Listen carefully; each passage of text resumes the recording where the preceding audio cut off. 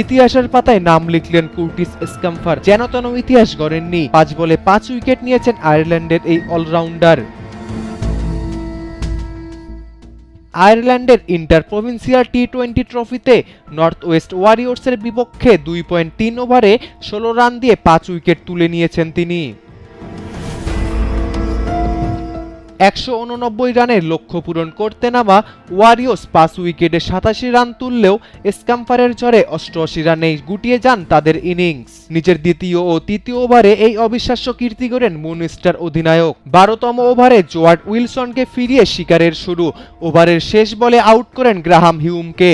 পরের ওভারের প্রথম বলে অ্যান্ডি ম্যাকব্রাইনকে আউট করে হ্যাটট্রিক পূরণ করেন। এরপর উইকেটের বৃষ্টি থামেনি, রবি মিলার ও জস উইলসনও শিকার হন। রেকর্ড গড়ার পর নিজের অনুভূতি জানাতে গিয়ে স্ক্যাম্পার বলেন, ওভার পরিবর্তনের জন্য আমি নিশ্চিত ছিলাম না কি ঘটতে চলেছিল। আমি শুধু স্বাভাবিক থাকতে চেয়েছিলাম এবং সহজ রেখেছিলাম। ভাগ্যক্রমে সব ঠিকঠাক হয়েছে।